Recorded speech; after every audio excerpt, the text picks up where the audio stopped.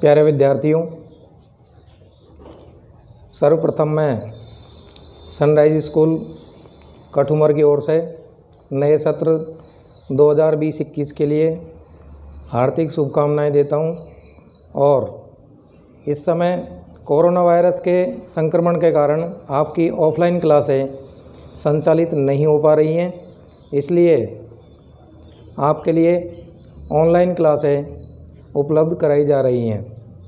मैं समय Singh Chaudhary sunrise school में विज्ञान अध्यापक के रूप में कार्यरत हूं और आपका प्रथम लेक्चर के लिए तैयार हूं। और प्रथम लेक्चर में आपको सबसे पहले जर्नल साइंस मतलब सामान्य विज्ञान के बारे में अध्ययन कराया जाएगा, तो उसको अच्छी तरह से अध्ययन करें, क्योंकि सामान्य विज्ञान यदि आप अध्ययन नहीं करेंगे तो आपको चैप्टर्स के अंदर प्रॉब्लम्स आएंगी। तो आप प्रथम लेक्चर में आप सभी विद्यार्थियों का विज्ञान कक्षा 10 की कक्षा में स्वागत है।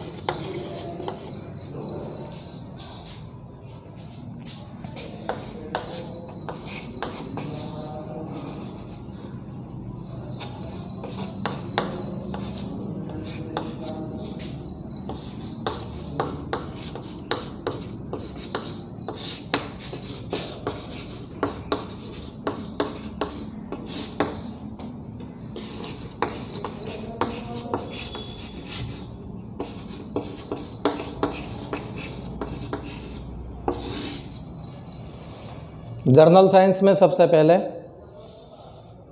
आपको विज्ञान की परिभाषा के बारे में बताएंगे, क्योंकि सब्जेक्ट आपको विज्ञान पढ़ाया जा रहा है, तो जिस सब्जेक्ट को पढ़ाया जाता है उसकी परिभाषा भी आपको याद होनी चाहिए। तो सबसे पहले आपको विज्ञान की परिभाषा के बारे में बताया जा रहा है। विज्ञान को अंग्रेजी में साइंस कहते हैं, जिसकी स्पेलिंग होती है SCIENCE। SCIENCE।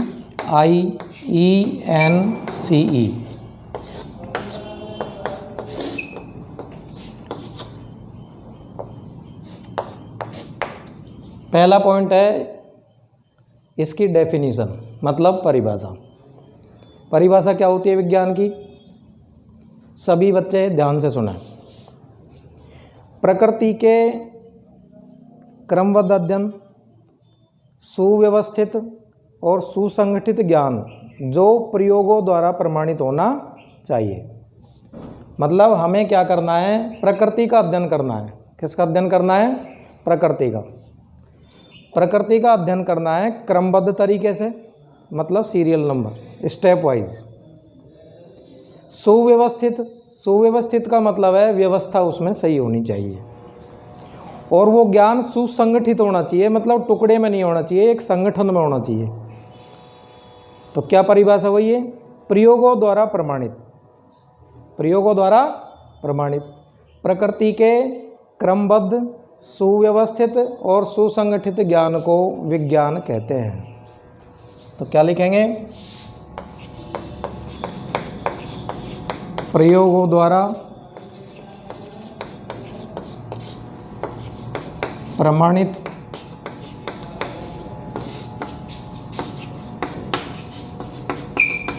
प्रकृति के क्रमबद्ध,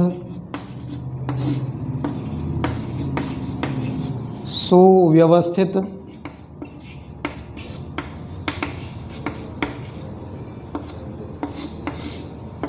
एवं सुसंगठित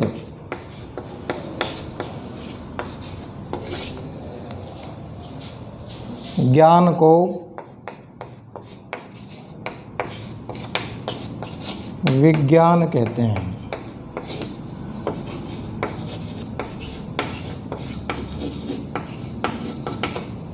ये तो इसकी परिभाषा है। विज्ञान की परिभाषा होगी प्रयोगों द्वारा प्रमाणित प्रकृति के क्रमबद्ध सुव्यवस्थित एवं सुसंगठित ज्ञान को विज्ञान कहते हैं। दूसरा पॉइंट, दूसरा ये देखना है कि हमारे जो वेद हैं उनकी संख्या है 4। कितने वेद होते हैं? 4 वेद हैं। कितने वेद होते हैं? सबसे प्राचीन जो वेद है, सबसे पहला जो प्राचीन वेद है वह है ऋग्वेद। कौन सा वेद है? ऋग्वेद। उस ऋग्वेद में विज्ञान शब्द का उल्लेख किया गया है, मतलब वर्णन है। यदि हम ऋग्वेद में देखें तो उसमें विज्ञान शब्द का उल्लेख किया गया है। तो क्वेश्चन आता है, कभी कभी जो है कंपटीशन में भी पूछ लेते हैं कि विज्ञान शब्द का उल्लेख निम्न में से कौन से वेद में है? तो कौन से वेद में? ऋग्वेद में। कौन से में? ऋग्वेद में। दूसरा पॉइंट लिखना है, विज्ञान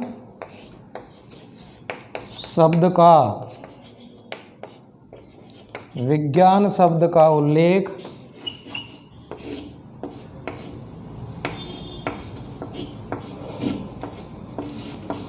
ऋग्वेद में है। विज्ञान शब्द का उल्लेख ऋग्वेद में। अंडरलाइन कर लें। अंडरलाइन मतलब ऋग्वेद अंडरलाइन करना है। ये क्वेश्चन बनता है, विज्ञान शब्द का उल्लेख ऋग्वेद में है। अगला पॉइंट,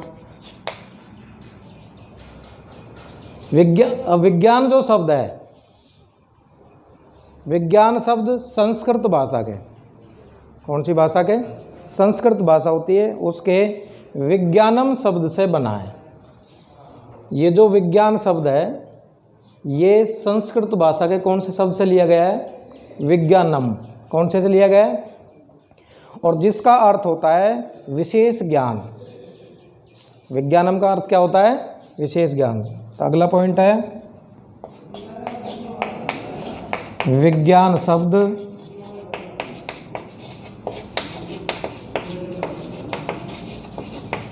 संस्कृत भाषा के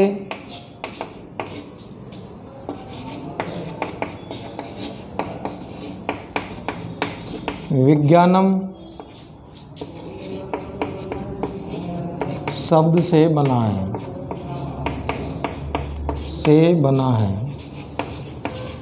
जिसका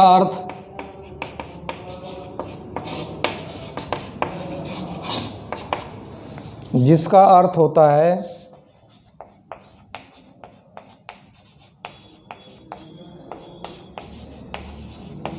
विशेष ज्ञान।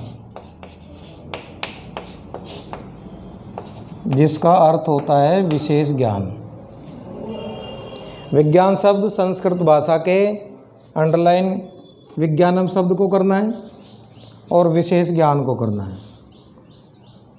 विज्ञान शब्द संस्कृत भाषा के विज्ञानम शब्द से बना है और विज्ञानम का अर्थ होता है विशेष ज्ञान। अगला पॉइंट ये है कि विज्ञान को अंग्रेजी में साइंस कहते हैं। क्या कहते हैं? अब ये साइंस शब्द कौन सी भाषा से लिया गया है? लैटिन भाषा है एक। कौन सी भाषा है? लैटिन भाषा। कौन सी भाषा है? लैटिन भाषा के साइंसिया शब्द से लिया गया है। किससे बना है?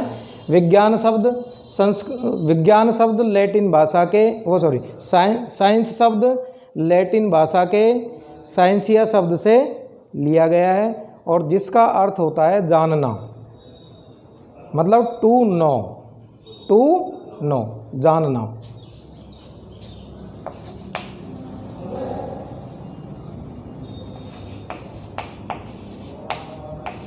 साइंस शब्द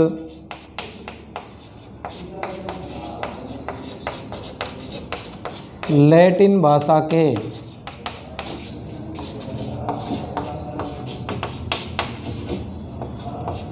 साइंसिया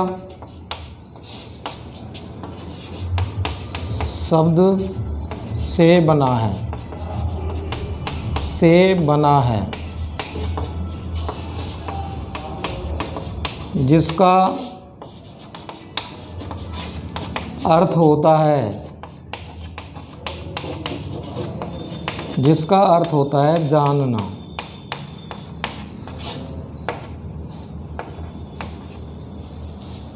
साइंस शब्द लैटिन भाषा के साइंसिया शब्द से बना है और जिसका अर्थ होता है जानना। तो 4 पॉइंट हुए। अब दोबारा एक बार और बोल देते हैं चारों पॉइंटों को। देखो, विज्ञान की परिभाषा बताई गई है। विज्ञान शब्द कौन से वेद में उल्लेख किया गया है? ऋग्वेद में। विज्ञान शब्द संस्कृत भाषा के विज्ञानम शब्द से बना है, अर्थ होता है विशेष ज्ञान। विज्ञान को अंग्रेजी में साइंस कहते हैं। साइंस जो शब्द अंग्रेजी का है, अंग्रेजी का साइंस शब्द लैटिन भाषा के साइंसिया शब्द से लिया गया है और जिसका मतलब होता है जानना। अंग्रेजी में बोलेंगे टू नो, TOKNOW।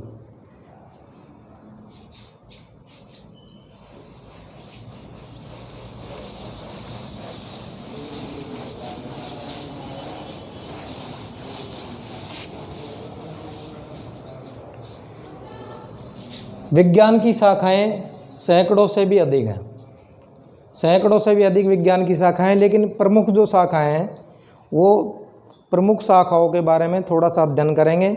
जैसे एक शाखा होती है भौतिकी। कौन सी शाखा होती है? भौतिकी होती है। उस भौतिकी को अंग्रेजी में बोलते हैं फिजिक्स। अंग्रेजी में क्या बोलते हैं? फिजिक्स बोलते हैं। एक शाखा होती है रसायनिकी, जिसको अंग्रेजी में बोलते हैं केमिस्ट्री। अंग्रेजी में क्या बोलते हैं? केमिस्ट्री। एक विज्ञान की शाखा होती है जिसको बोलते हैं जैविकी और अंग्रेजी में बोलते हैं बायोलॉजी। बायोलॉजी की फिर 2 प्रमुख शाखा होती हैं, एक जंतु विज्ञान, एक पादप विज्ञान। जंतु विज्ञान को जूलॉजी बोलते हैं और पादप विज्ञान को बोलते हैं बॉटनी। उनके बारे में थोड़ा सा अध्ययन करेंगे। तो सबसे पहले भौतिकी के बारे में। भौतिकी अंग्रेजी में बोलते हैं फिजिक्स।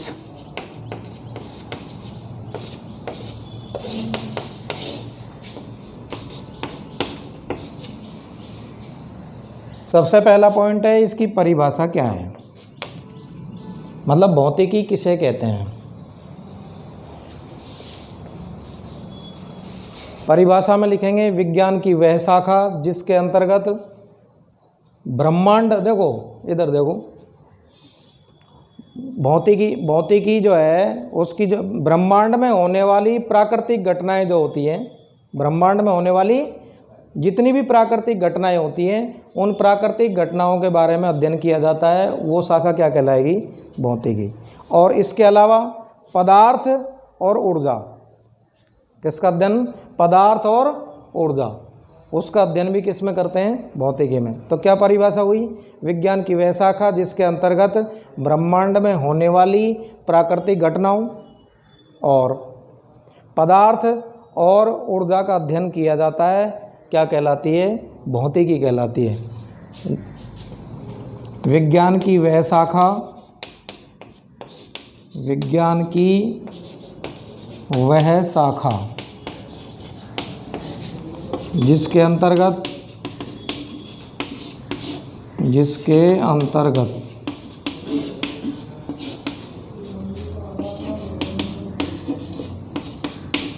ब्रह्मांड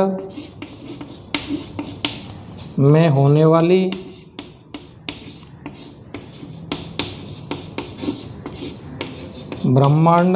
वाली प्राकृतिक घटनाओं, ब्रह्मांड में होने वाली प्राकृतिक घटनाओं व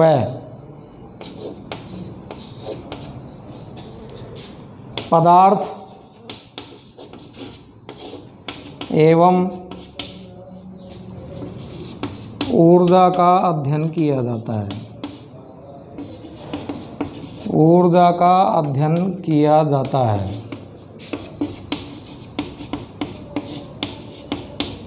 किया जाता है। भौतिकी कहलाती है। भौतिकी कहलाती है।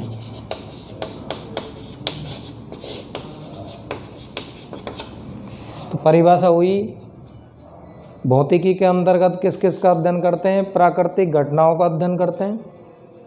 ब्रह्मांड में जितनी भी प्राकृतिक घटनाएं होती हैं उन प्राकृतिक घटनाओं का क्या किया जाता है? अध्ययन करते हैं।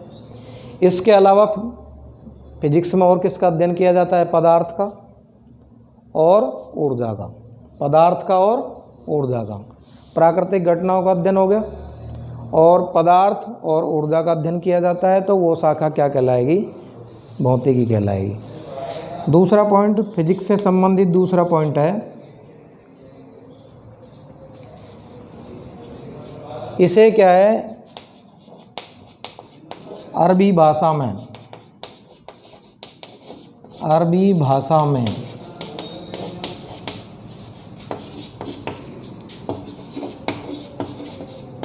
इसको अंडरलाइन करें, इल्म। इसे अरबी भाषा में इल्म कहा जाता है, जिसका अर्थ होता है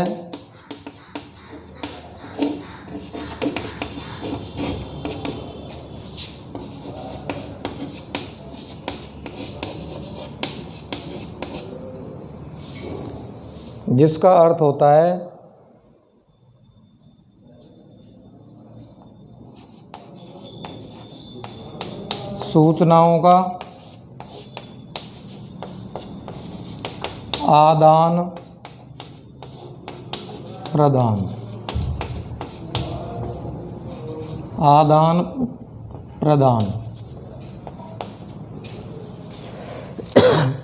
कंपटीशन में कभी कभी एक प्रश्न भी पूछा जाता है, फिजिक्स को अरबी भाषा में क्या कहा जाता है?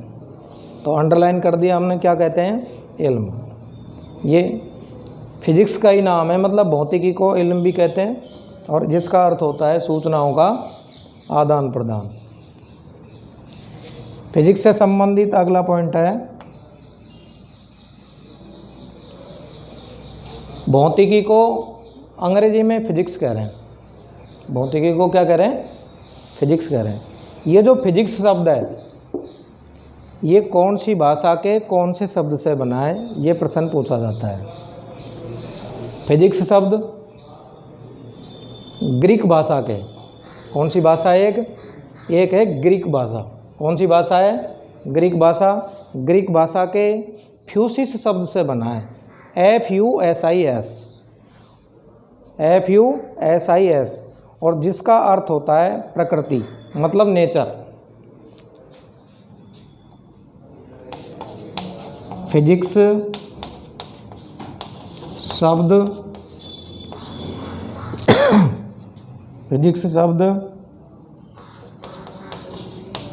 ग्रीक भाषा के फ्यूसिस फ्यूसिस शब्द से बना है, जिसका अर्थ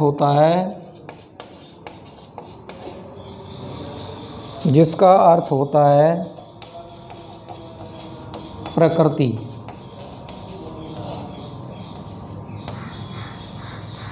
फिजिक्स जो शब्द है वो ग्रीक भाषा के फ्यूसिस शब्द से लिया गया है, और फ्यूसिस का मतलब होता है प्रकृति। चौथा पॉइंट इसका,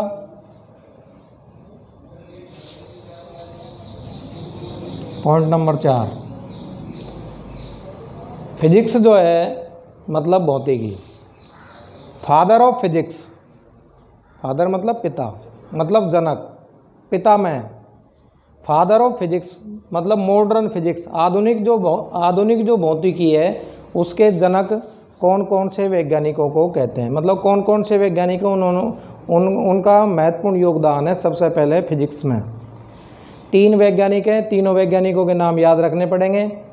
शॉर्ट में नाम है एक वैज्ञानिक का न्यूटन, नाम सुना होगा सभी विद्यार्थियों ने, 9th क्लास में भी है।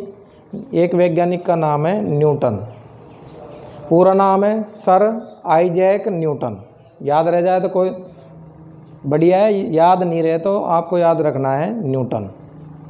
दूसरे वैज्ञानिक का नाम है अल्बर्ट आइंस्टीन, याद नहीं रहे तो आइंस्टीन याद रखना है। तीसरे वैज्ञानिक का नाम है गैलीलियो गैलीली, गैलीलियो गैलीली। तीनों वैज्ञानिकों को सम्मिलित रूप से father of modern physics, father of modern physics मतलब आधुनिक भौतिकी का जनक। ये क्वेश्चन कंपटीशन में काफ़ी बार पूछते हैं इसको। हायर एजुकेशन में कंपटीशन जब देते हैं उसमें पूछते हैं कि फिजिक्स के आधुनिक भौतिकी के जनक किन्हें कहा जाता है। तो हमें ऑप्शन में यदि सबसे पहले न्यूटन आता है तो न्यूटन के लगाना है। यदि तीनों ऑप्शन आते हैं तो उसके साथ तीनों वैज्ञानिक आएंगे, Newton, Einstein, Galileo Galilei. Sir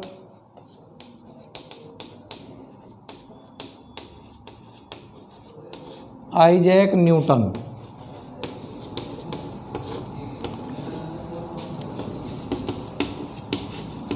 Albert Einstein एवं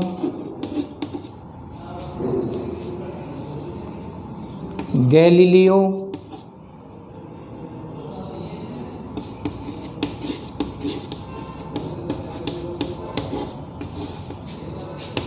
गैलीलियो गैलीली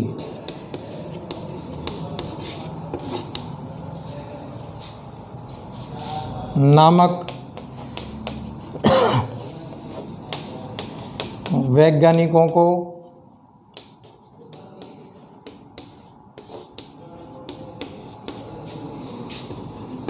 आधुनिक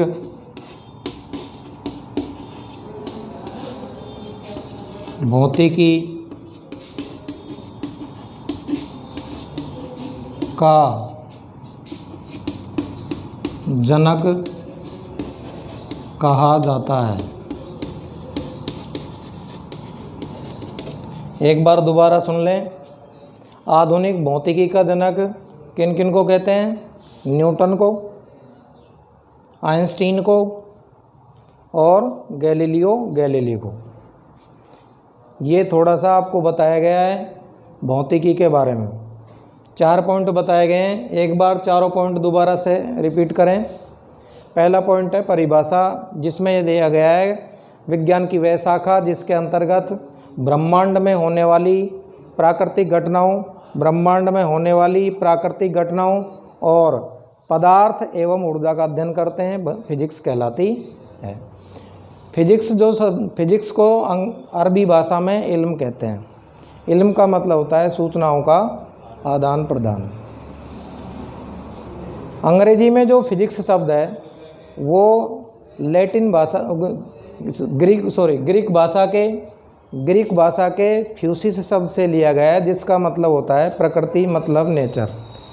और 3 वैज्ञानिक हैं, sir Isaac Newton, Albert Einstein, Galileo Galilei. इन तीनों को सम्मिलित रूप से आधुनिक भौतिकी का जनक कहते हैं। इसके बाद में अगला जो पॉइंट है वो है रसायनिकी, अंग्रेजी में बोलते हैं केमिस्ट्री।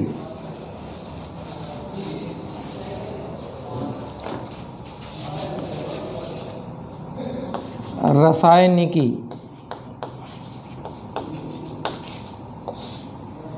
अंग्रेजी में बोलते हैं केमिस्ट्री। इसका उच्चारण केमिस्ट्री नहीं बोलेंगे,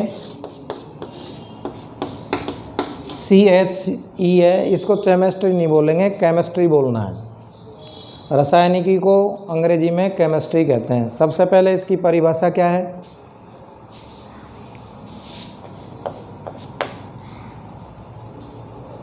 केमिस्ट्री की जो परिभाषा है विज्ञान की वह शाखा जिसके अंतर्गत पदार्थ की संरचना, जितने भी पदार्थ हैं उनकी संरचना, उनके गुणधर्म और पदार्थों के मध्य अन्योन्य क्रियाओं का अध्ययन किया जाता है, वो शाखा कहलाती है रासायनिकी। किस किस का अध्ययन करेंगे? एक तो पदार्थ की संरचना, पदार्थ की संरचना, दूसरा है गुणधर्म, और एक है पदार्थों के मध्य होने वाली अन्योन्य क्रियाओं का अध्ययन।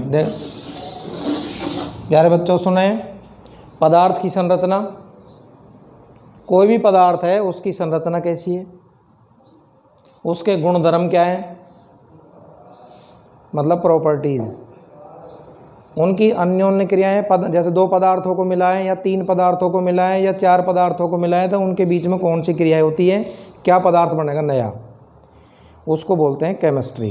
तो क्या लिखेंगे? परिभाषा लिखनी है, विज्ञान की वह शाखा जिसके अंतर्गत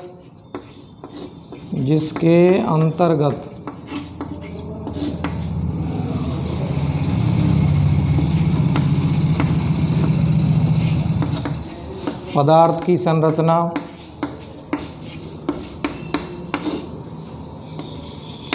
गुणधर्म एवं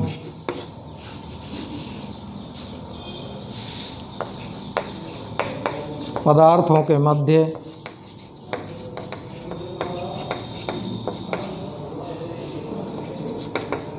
अन्योन्य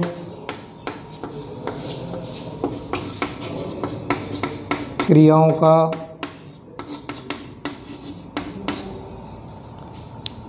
अध्ययन किया जाता है।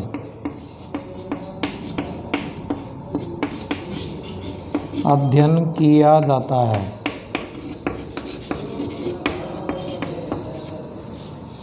रासायनिकी कहलाती है,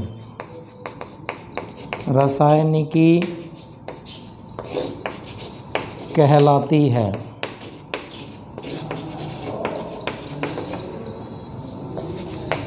ये तो रासायनिकी की परिभाषा हुई।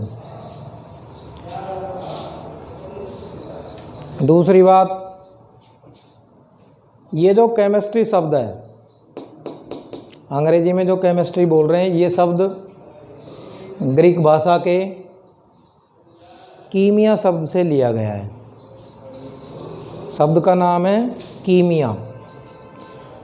क्योंकि अब क्यों लिया गया है कीमिया शब्द से? क्योंकि रासायनिकी के क्षेत्र में, केमिस्ट्री के क्षेत्र में कार्य करने वाले जो वैज्ञानिक हैं उनको अरबी भाषा में कीमियागर कहते हैं। मतलब कोई भी वैज्ञानिक है और वो केमिस्ट्री के क्षेत्र में काम करता है, केमिस्ट्री के क्षेत्र में काम करता है तो उसको अरबी भाषा में बोलते हैं कीमियागर। और कीमियागर से लिया गया है कीमिया शब्द, और कीमिया से बना है केमिस्ट्री। अरबी भाषा में जो वैज्ञानिक केमिस्ट्री के क्षेत्र में काम करते हैं उनको अरबी भाषा में बोलते हैं कीमियागर। और कीमियागर से लिया गया है, कौन बनाया है शब्द? कीमिया। और कीमिया से बना है केमिस्ट्री। तो अगला पॉइंट है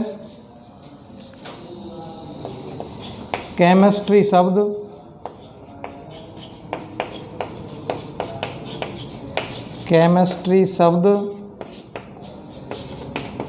ग्रीक भाषा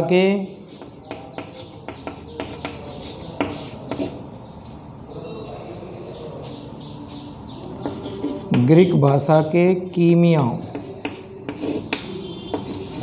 अंडरलाइन करेंगे इसको, कीमिया को, कीमिया शब्द से बना है। क्योंकि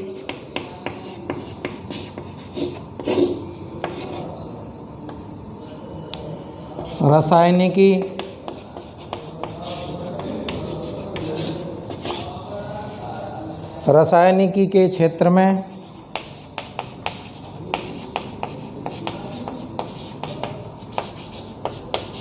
कार्य करने वाले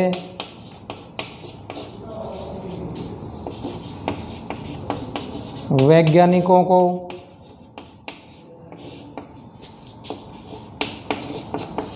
अरबी भाषा में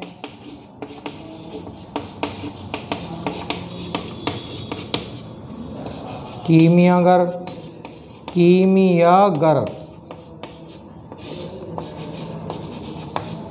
कहा जाता था।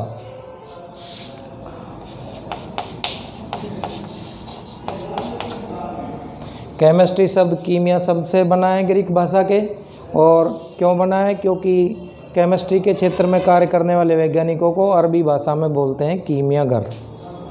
अगला जो पॉइंट है केमिस्ट्री से संबंधित वो है फादर ऑफ केमिस्ट्री कौन से वैज्ञानिक को बोलते हैं? मतलब रसायनिकी के जनक, रसायनिकी के पिता में कौन से वैज्ञानिक को कहते हैं? एक वैज्ञानिक है, थोड़ा सा अटपटा सा नाम है, टफ है थोड़ा सा बोलने, उसको कई बार लिखेंगे बोलेंगे तो याद हो जाएगा। वैज्ञानिक का नाम है आंतवा एल लवाइजिए। वैज्ञानिक का नाम है आंतवा एल लवाइजिए। लवाइजिए शब्द याद नहीं रहे तो लवाइजिए याद रखना है। लवाइजर भी बोलते हैं, लवाइजिए भी बोलते हैं, लवाइजर। वैज्ञानिक का नाम जो है क्या है? आंतवा एल लवाइजिए। आंतवा एल लवाइजिए, चाहे लवाइजर बोल सकते हैं। उन्हें फादर ऑफ केमिस्ट्री कहा जाता है।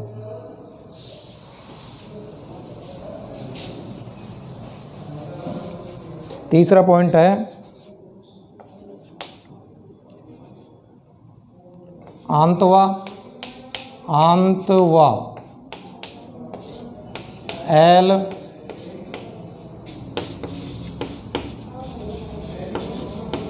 लवाइजिए। आंतवा एल लवाइजिए नामक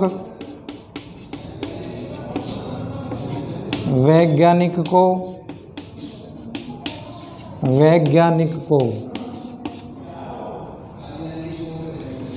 रसायनिकी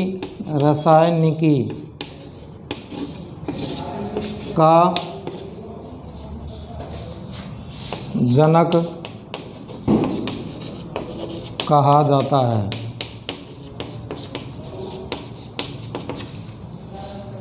आंतवा एल लवाइजिए नामक वैज्ञानिक को फादर ऑफ केमिस्ट्री कहा जाता है। ये केमिस्ट्री के बारे में आपको बताया गया है, फिजिक्स के बारे में बता दिया। तीसरी जो शाखा है विज्ञान की, उस विज्ञान की शाखा का नाम है जैविकी। अंग्रेजी में बायोलॉजी कहते हैं। जैविकी, जीव विज्ञान भी बोलते हैं और अंग्रेजी में बोलते हैं बायोलॉजी।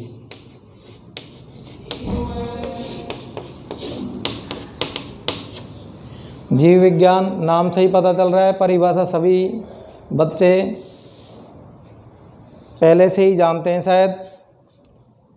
तो जैविकी की परिभाषा रहेगी विज्ञान की वह शाखा जिसके अंतर्गत सजीवों का अध्ययन किया जाता है। सजीवों का अध्ययन करने वाली शाखा कहलाएगी जैविकी। तो इसकी परिभाषा है, पहला पॉइंट है विज्ञान की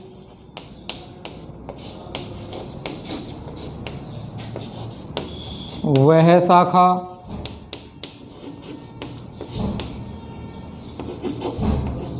जिसके अंतर्गत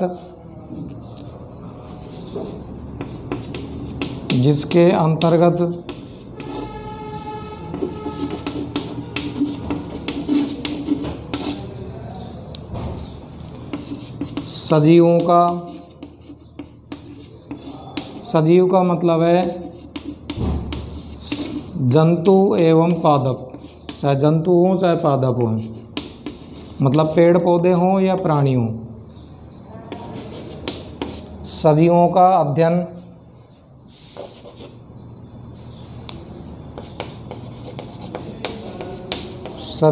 अध्ययन किया जाता है।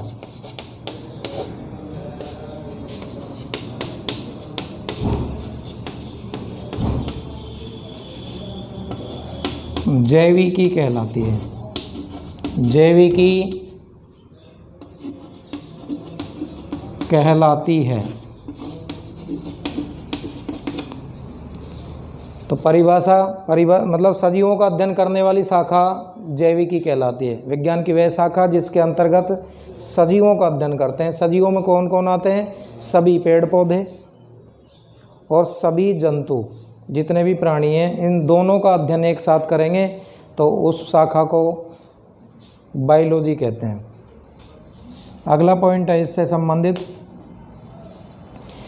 बायोलॉजी शब्द ग्रीक भाषा के दो शब्दों से मिलकर के बना है। बायोलॉजी शब्द ग्रीक भाषा के कितने शब्दों से मिलकर के बना है? दो शब्द कौन कौन से हैं? एक तो है बायोस। बायोलॉजी में दो शब्द कौन कौन से हैं? बायोस। और दूसरा है लोगोस। इधर देखो, बायोस, लोगोस, दो शब्द हैं, बायोस, लोगोस। बायोस का मतलब होता है सजीव। बायोस का अर्थ क्या होता है? सजीव। और लोगोस का मतलब होता है अध्ययन करना, मतलब सजीवों का अध्ययन। सजीवों का अध्ययन। बायोस का मतलब हो गया सजीव और लोगोस का अर्थ होता है अध्ययन, मतलब सजीवों का अध्ययन। दूसरा पॉइंट लिखना है, बायोलॉजी शब्द बायोलॉजी शब्द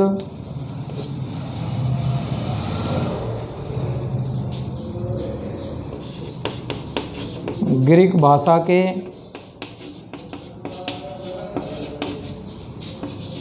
दो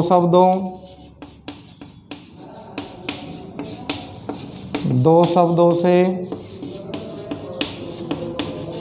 मिलकर बना है।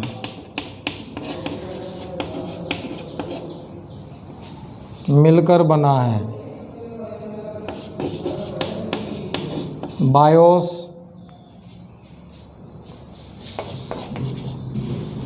जिसका अर्थ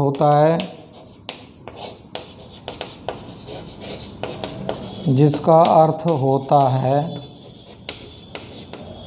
सजीव। बायोस अंडरलाइन, सजीव अंडरलाइन, तथा लोगोस उसे अंडरलाइन करना है, जिसका अर्थ होता है अध्ययन। अध्ययन अंडरलाइन करना है। बायोलॉजी शब्द दो ग्रीक भाषा के दो शब्दों से मिलकर के बना है, बायोस और लोगोस। बायोस का मतलब होता है सजीव और लोगोस का मतलब होता है अध्ययन। अगला जो पॉइंट है वो फादर ऑफ बायोलॉजी के बारे में बताना है। कौन से वैज्ञानिक को बोलते हैं, मतलब जीव विज्ञान का, मतलब जैविकी का जनक किस वैज्ञानिक को बोलते हैं? अरस्तु को कहते हैं। अरस्तु को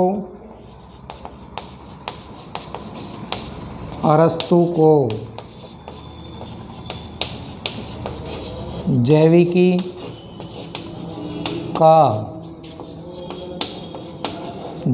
का जनक कहा जाता है।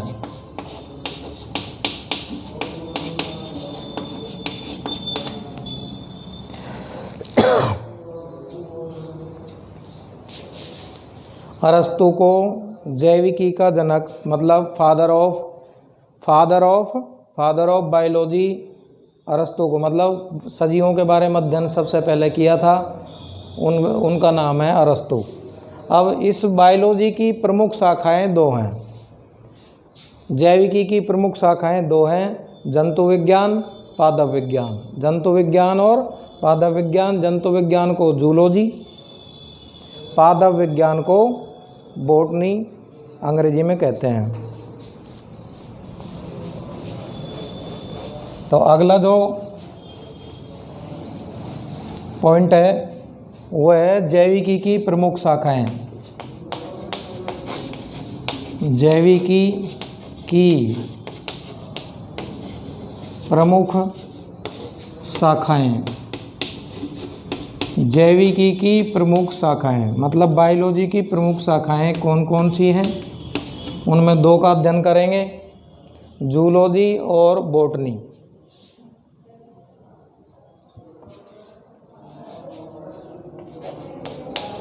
पहली शाखा का नाम है जंतु। जंतुओं को प्राणी भी कह सकते हैं, विज्ञान, जंतु विज्ञान भी बोल सकते हैं, प्राणी विज्ञान भी बोल सकते हैं, और अंग्रेजी में बोलते हैं जूलॉजी।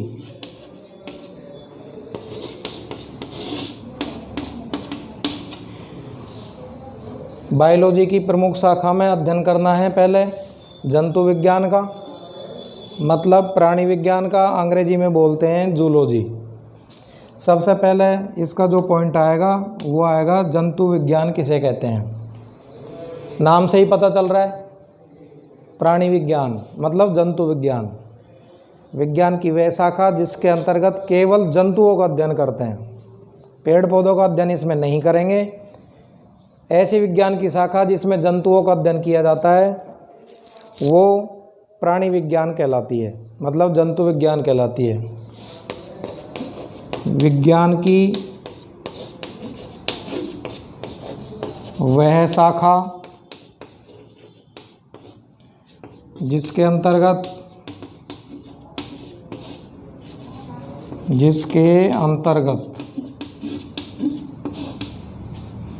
केवल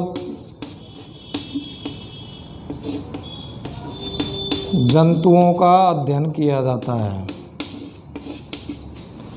जंतुओं का अध्ययन किया जाता है।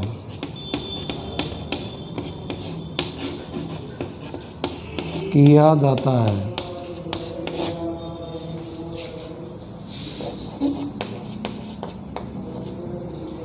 जंतु विज्ञान कहलाती है।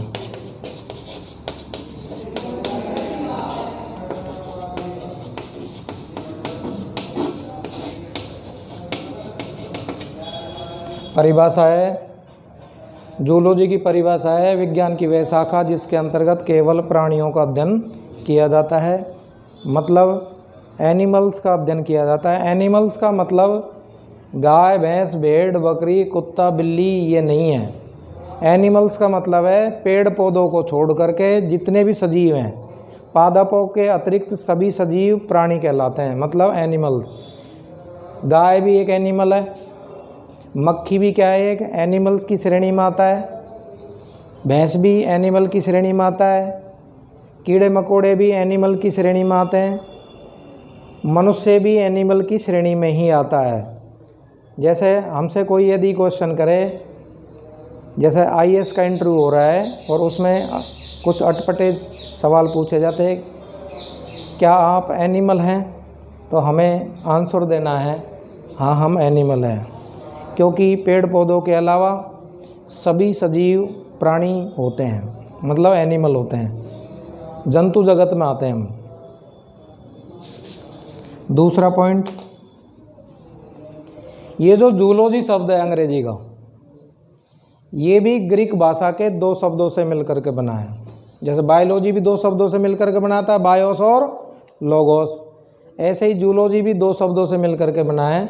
एक शब्द का नाम है जून, दूसरे का नाम है लोगोस। जून प्लस लोगोस। जून का मतलब होता है प्राणी, जून का मतलब क्या होता है? प्राणी, मतलब जंतु। और लोगोस का मतलब होता है अध्ययन करना। तो अगला पॉइंट ये लिखना है, जूलॉजी। जूलॉजी शब्द ग्रीक भाषा के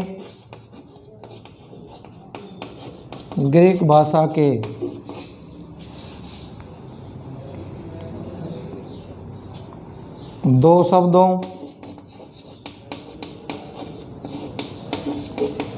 शब्दों से मिलकर बना है।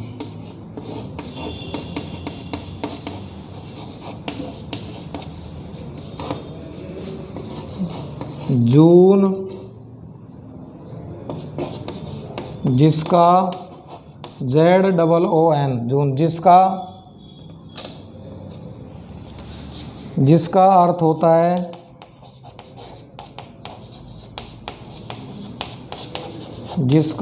होता है प्राणी। जून को अंडरलाइन भी करना है और प्राणी को भी करना है। तथा लोगोस, इसको भी अंडरलाइन करना है, जिसका अर्थ होता है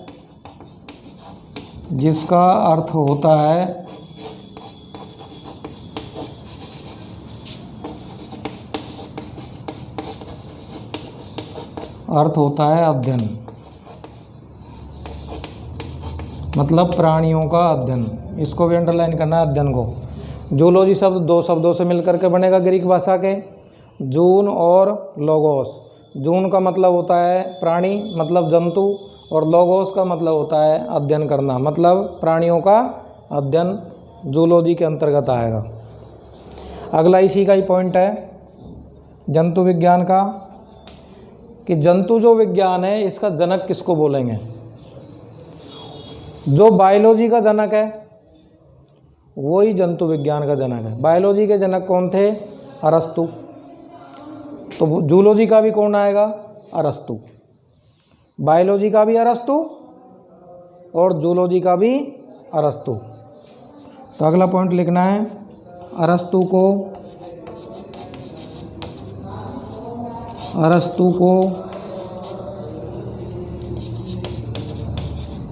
जंतु विज्ञान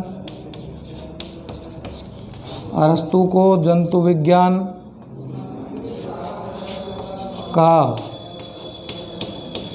जनक, जंतु विज्ञान का जनक कहा जाता है। अरस्तु को जंतु विज्ञान का जनक कहा जाता है। 3 पॉइंट हुए। तीनों पॉइंट में एक में परिभाषा बताई गई है, दूसरे में बताया है भाई जूलॉजी शब्द कौन से शब्दों से मिलकर के बना है। 2 शब्द हैं ग्रीक भाषा के, जून और लोगोस। जून का मतलब प्राणी, लोगोस का मतलब अध्ययन, और अरस्तु को जंतु विज्ञान का जनक कहा जाता है। दूसरी जो शाखा है जैविकी, मतलब बायोलॉजी की एक शाखा तो जंतु विज्ञान होगी, मतलब जूलॉजी। दूसरी शाखा जो है उसका नाम है वनस्पति विज्ञान भी बोल सकते हैं, पादप विज्ञान भी बोल सकते हैं। दूसरी जो शाखा है पादप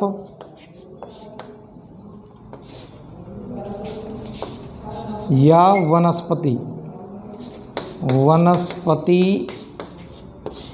विज्ञान, अंग्रेजी में बोलते हैं बोटनी। स्पेलिंग है BOTANY,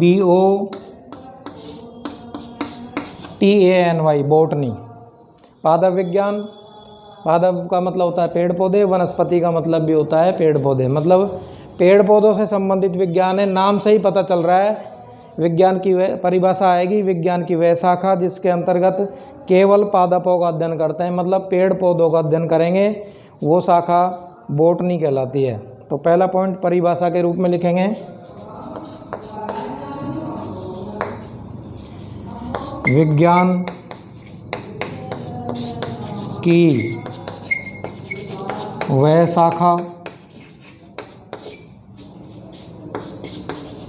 जिसके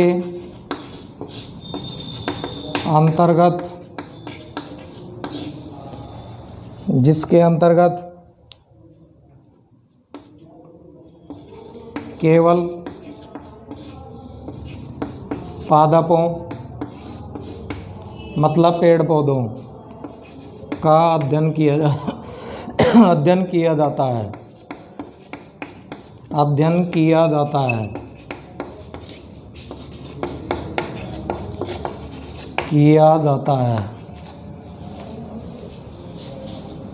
पादप विज्ञान कहलाती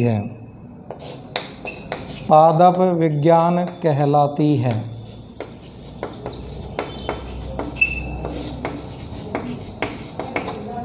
पेड़ पौधों का अध्ययन करने वाली शाखा बोटनी कहलाती है, पादप विज्ञान बोलते हैं। दूसरा जो पॉइंट आता है इसके अंतर्गत बॉटनी में दूसरा पॉइंट ये लिखना है कि ये जो बॉटनी शब्द है अंग्रेजी का, ये ग्रीक भाषा के एक शब्द से मिलकर के बना है जिसका नाम है बोटने। ये है बोटनी, और दूसरा शब्द जो है ग्रीक भाषा का है वो है बोटने। स्पेलिंग में फ़र्क आएगा। बोटनी शब्द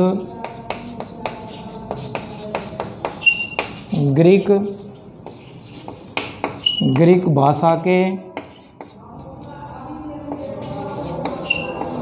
बोटने, स्पेलिंग BOTANE। किसको बोटनी बोलेंगे? बोटनी। इसको बोलेंगे बोटने। शब्द से बना है, जिसका अर्थ होता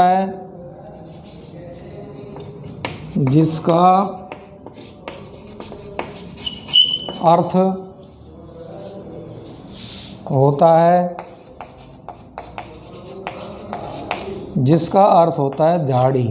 मतलब हर्ब्स जो बोलते हैं झाड़ी, झाड़ियाँ जो होती हैं उस अंग्रेजी में झाड़ियों को बोलते हैं हर्ब्स। झाड़ी का मतलब पेड़ पौधे हो गए। बोटनी शब्द ग्रीक भाषा के बोटने शब्द से बना है, और बोटने का मतलब होता है झाड़ी। तीसरा जो पॉइंट है बोटनी से संबंधित, फादर ऑफ बोटनी किसको बोलते हैं? एक वैज्ञानिक है जिसका नाम थोड़ा सा टफ है, बोलने में दिक्कत आएगी, बार बार बोलेंगे लिखेंगे तो याद हो जाएगा। वैज्ञानिक का नाम है थियोफ्रेस्टस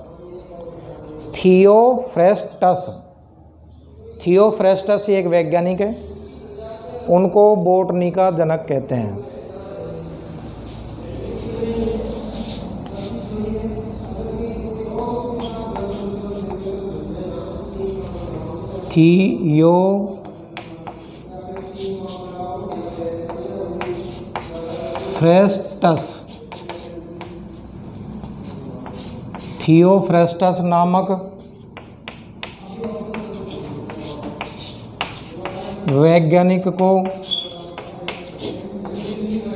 थियोफ्रेस्टस नामक वैज्ञानिक को पादप विज्ञान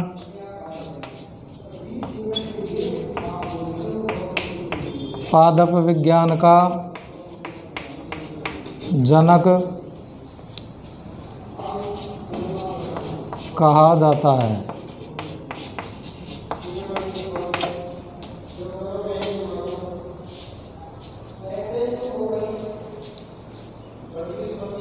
ये 3 पॉइंट बोटनी से संबंधित है। अब सभी बच्चों से, सभी विद्यार्थियों से एक निवेदन है, आज जो पहला लेक्चर लिया गया है विज्ञान का, उसमें आपको जो जर्नल साइंस में टॉपिक पढ़ाए हैं उसमें विज्ञान के बारे में, भौतिकी के बारे में, रासायनिकी के बारे में, जैविकी के बारे में, और जैविकी की प्रमुख शाखाएं हैं जिनमें पादप विज्ञान और जंतु विज्ञान। प्रत्येक विद्यार्थी को समय समय पर इनका रिवीजन करना है। अच्छी तरह से रिवीजन करेंगे, याद होगा। लेकिन वे विद्यार्थी जो कमज़ोर स्थिति में हैं उनको जर्नल साइंस याद करने में थोड़ी कठिनाई महसूस होगी, इसलिए कमज़ोर विद्यार्थी ज़्यादा मेहनत करें। जो जर्नल साइंस के बारे में बच्चा पूरा सीख जाएगा, उसको विज्ञान विषय के बारे में बिल्कुल सरलता से अध्ययन हो जाएगा। यदि जर्नल साइंस याद नहीं रहेगी तो उसको दिक्कतें आएंगी अंदर के जो चैप्टर हैं उनमें। इसलिए सभी विद्यार्थियों से निवेदन है कि आप इनका बार बार रिवीजन करें, कम से कम दिन में 1 बार रिवीजन ज़रूर करें। और आज की जो क्लास है वो यहीं तक सीमित रखते हुए मैं सभी विद्यार्थियों को शुभकामनाएं देता हूं नए सत्र की, और आपका नया सत्र शुभ मंगलमय हो। जय श्री राम।